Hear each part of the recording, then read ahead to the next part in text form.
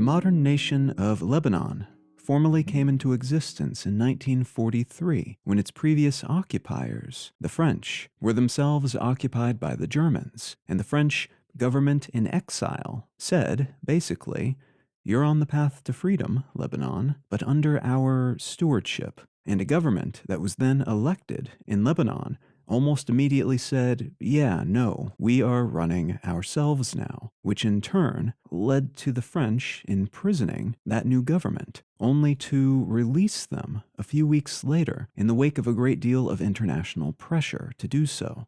Lebanon then became a founding member of the United Nations in 1945, which mooted the claims the French government was still trying to make on the area, even several years after that initial shift toward independence.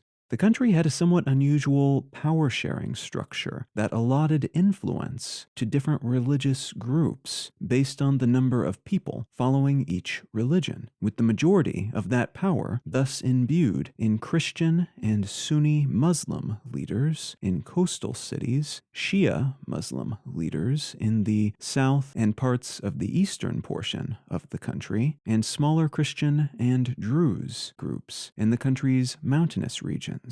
When the State of Israel was established just south of Lebanon in 1948, however, there were a series of conflicts between regional Muslim-dominated countries and Israel, which led to a surge in Palestinian refugees fleeing Israel into Lebanon, numbering around 100,000 people initially, but reportedly up to somewhere between 174,000 and 450,000 as of 2017. Part of why it's so tricky to get a solid number on this is because of how chaotic that surge in immigration was for the region, and because of how ramshackle the refugee camps were, and in some cases remain, as Palestinian refugees in Lebanon usually can't get citizenship or ID cards, much less own property or even work in certain occupations like medicine or law. And they haven't been allowed to return to Israel either, leaving them in kind of a limbo between these two geographically small adjacent nations.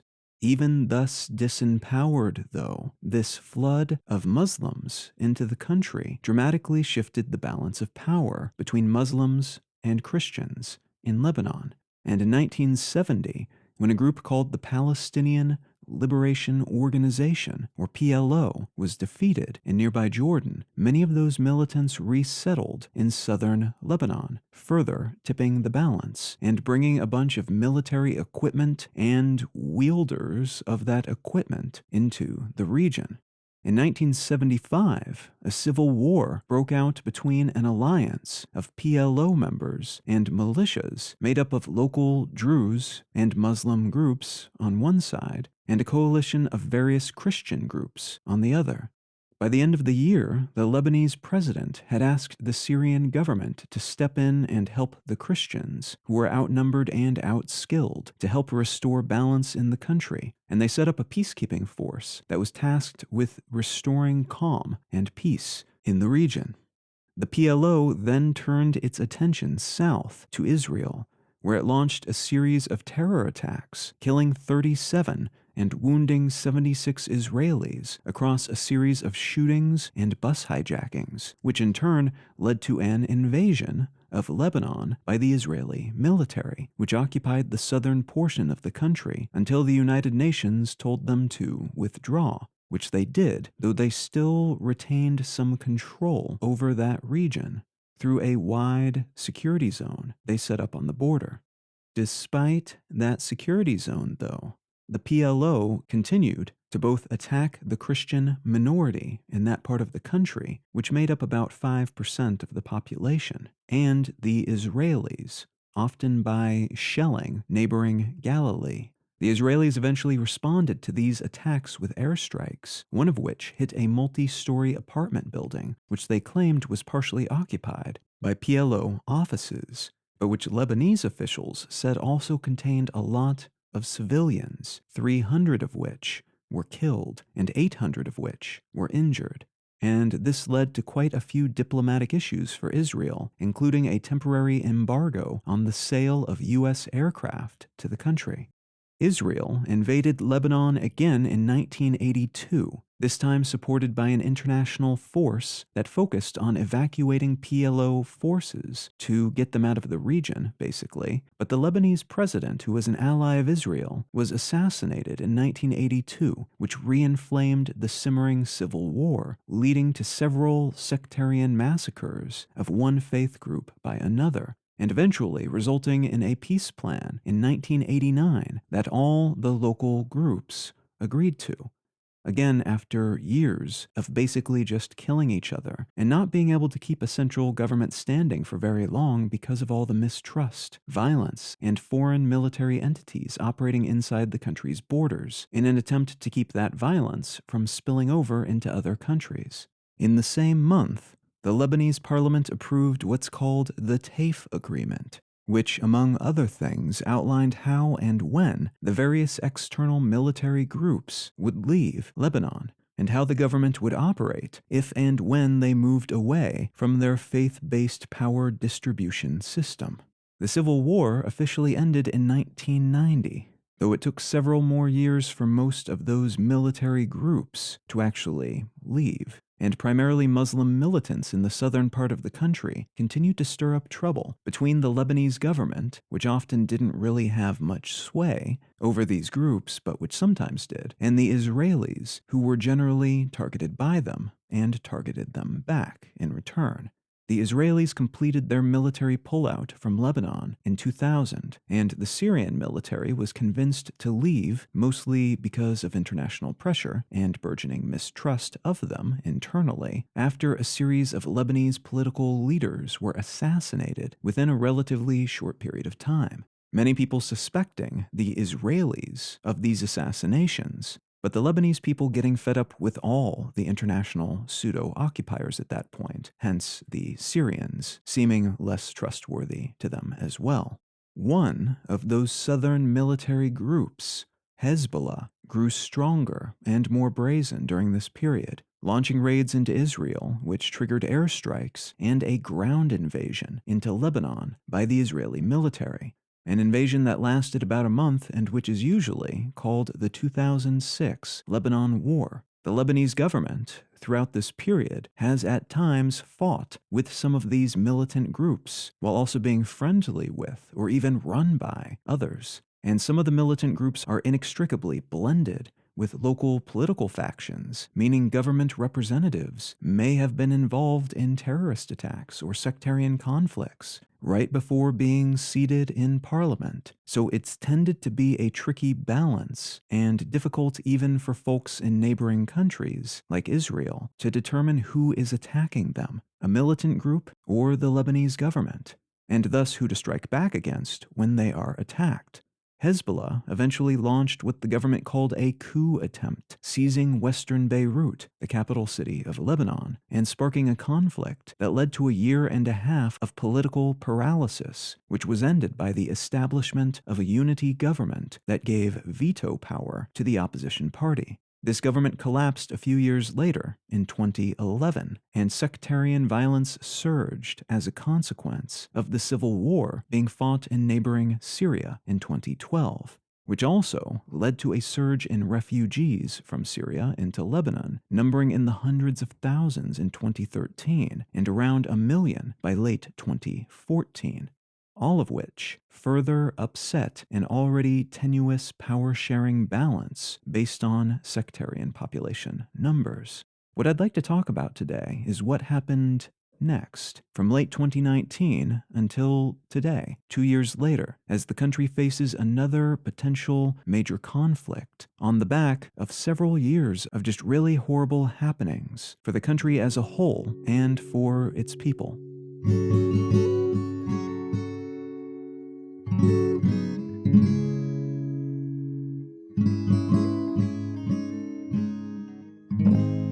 You're listening to Let's Know Things. I'm Colin Wright. Let's Know Things is an independent, listener-supported show. If you're enjoying what I'm doing here, consider becoming a supporter. One of the simplest ways to do that is to become a patron at patreon.com/letsknowthings. You can also become a member at understandery.com. but you can find an array of options, both monetary and non-monetary, at letsknowthings.com/support. A great big thanks to everybody who's already helping to support this show, and thank you in advance if you're considering doing so in the future. All right, let's get back to the show.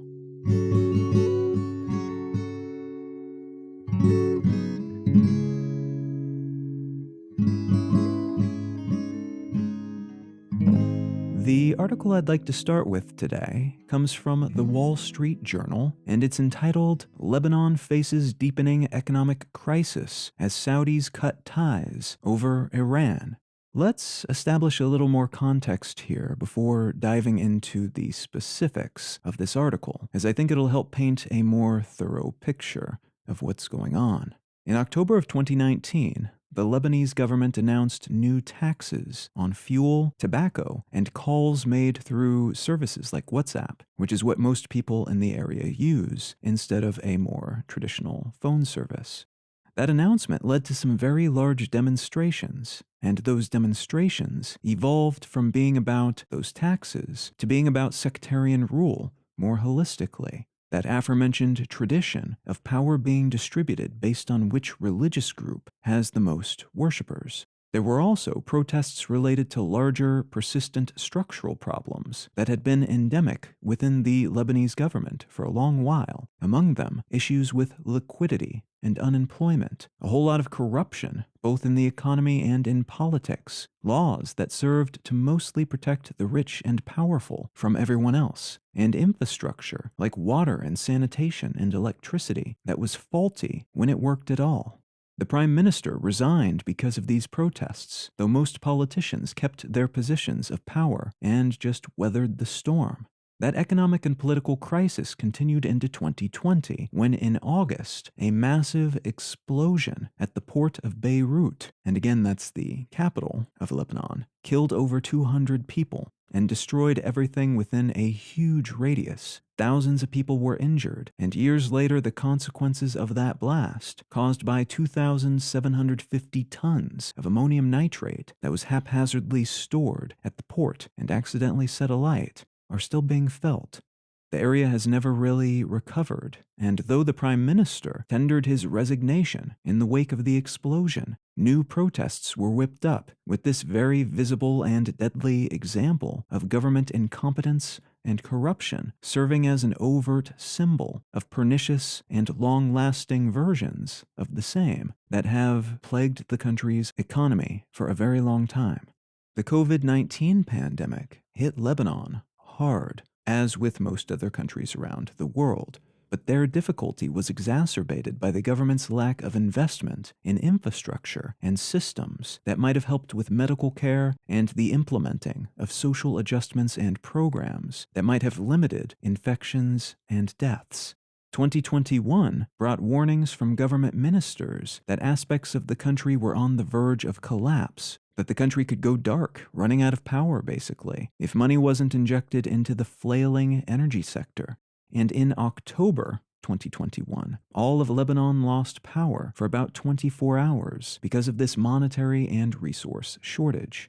At the more micro ground level scale, people living in Lebanon have suffered through years of double and triple digit inflation, and as of late 2021, basic commodity foods and other products are often hard to come by. Protests continue to break out regularly because of the perceived corruption and ineptitude of the government. Power is in and out, sometimes lasting for mere hours a day, and sectarian violence continues around the country.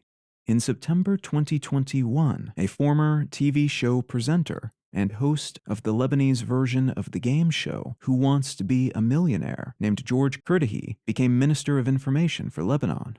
During a mock parliament meeting that was held a month before he took office, but published online later, Kurdahi called the war being fought in Yemen between Iranian-backed Houthi rebels and the former Yemeni government, backed by Saudi Arabia, quote-unquote absurd, going on to say that the Houthis had a right to defend themselves and didn't do anything to deserve antagonism from the Saudis. The civil war in Yemen has been ongoing since 2014, and the Saudis have been involved since 2015.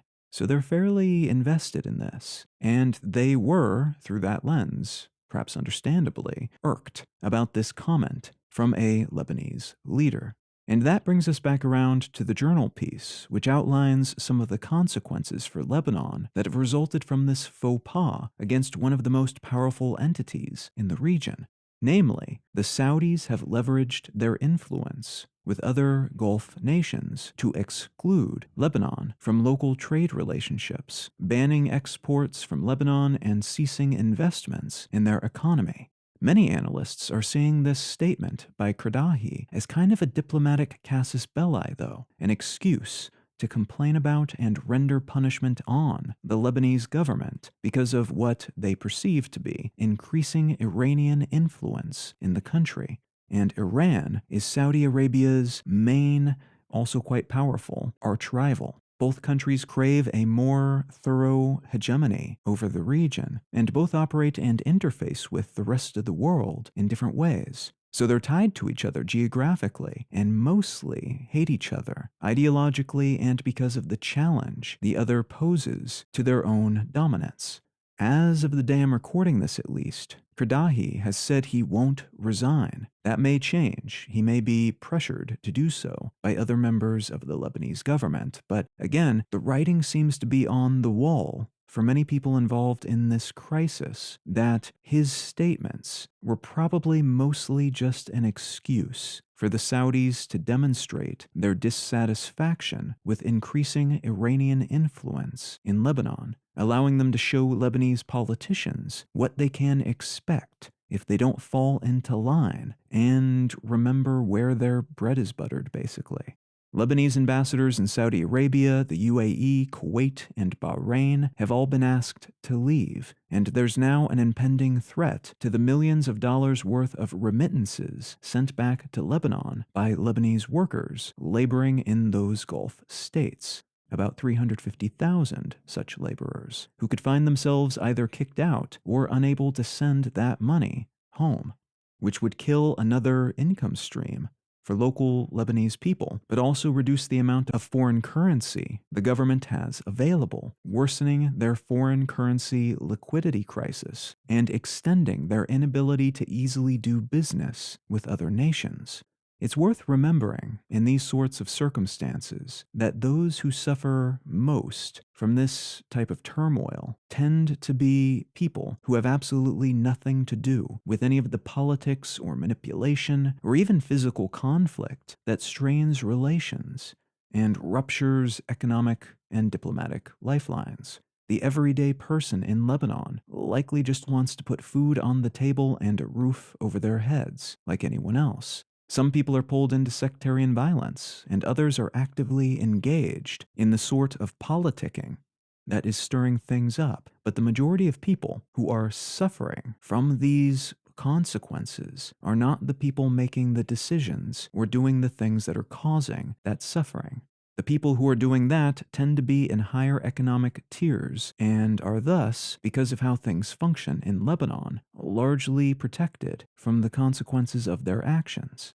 Now that said, relations between Lebanon and Saudi Arabia have been strained for years after the government in 2017 threw their lot in with Hezbollah, which has become very powerful politically and militarily within Lebanon, exerting more influence even than the wealthy nearby Saudis. And because of changes happening elsewhere throughout the world in terms of economic prospects, especially in the energy sector, upon which the Gulf states are especially reliant, almost to an absolute degree, it is likely we'll see more proxy battles of this kind play out as the various power centers, especially Iran and Saudi Arabia, do their best to shore up their resources and defenses, leading into a period of unknowns and heightened threats. We're seeing versions of this around the world, but some of the most intense influence wrangling right now is happening in areas that are economically tethered to raw materials of a kind that may be peaking in influence and value. Still important for a while longer, but maybe not in a handful of decades. It's hard to say for certain, but the way things are tilting, it's likely that nations currently reliant on fossil fuels for the majority of their income in particular like Saudi Arabia, South Sudan, Bahrain, and to some degree Russia, will need to recalibrate how they function at a fundamental level. And such recalibrations often involve grabbing what they can in terms of resources and influence so that they're in a good spot to pivot hard once they're unable to avoid doing so any longer.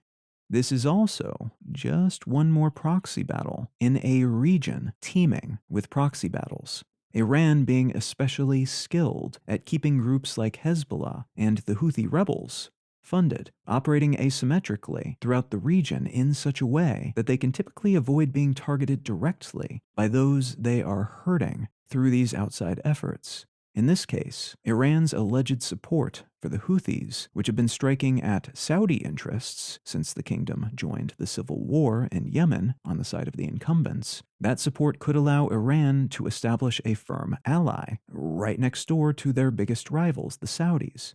But also, simultaneously, supporting the Houthis is draining Saudi resources and attention. Iran also supports militant groups around the region and the world. Some of this support merely alleged, some of it more overt. But in general, part of their foreign policy seems to be sowing a bunch of seeds that they hope will bloom and help them slowly but surely dominate the Middle East, while the Saudis are doing the same, but more often by leveraging their oil resources and wealth, rather than by funding militias and terror cells in strategic locations.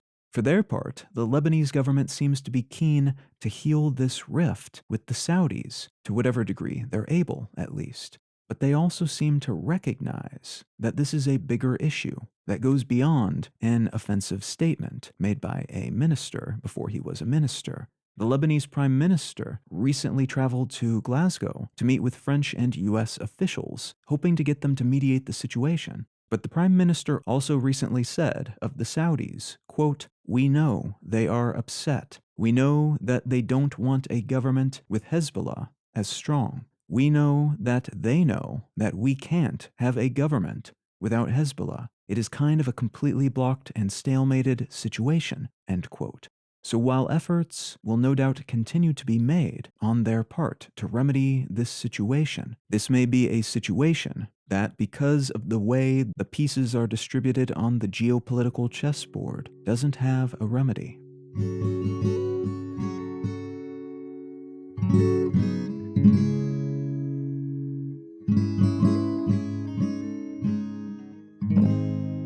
If you're enjoying Let's Know Things, consider leaving a quick review wherever you get your podcasts. Also quite helpful is sharing the show with a friend who you think might enjoy it, or sharing your favorite episode on your social network of choice. A great big thanks to everybody who's already helping to support this show, and thank you in advance if you're considering doing so in the future. The book that I'd like to recommend today is called The Quiet Zone: Unraveling the Mystery of a Town Suspended in Silence by Stephen Kirksey.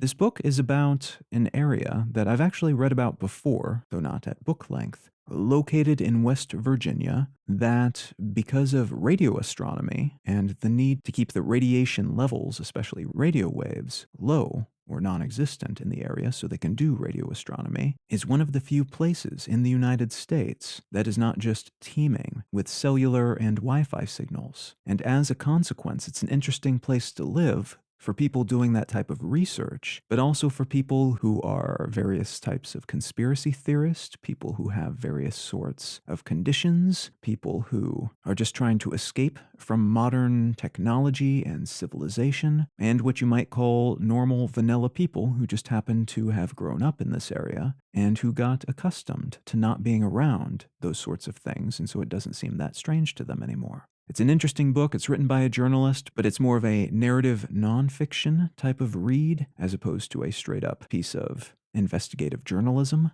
But it's compellingly written, and it is an interesting place to learn about. So if any of that sounds interesting to you, consider picking up a copy of The Quiet Zone by Stephen Kirksey.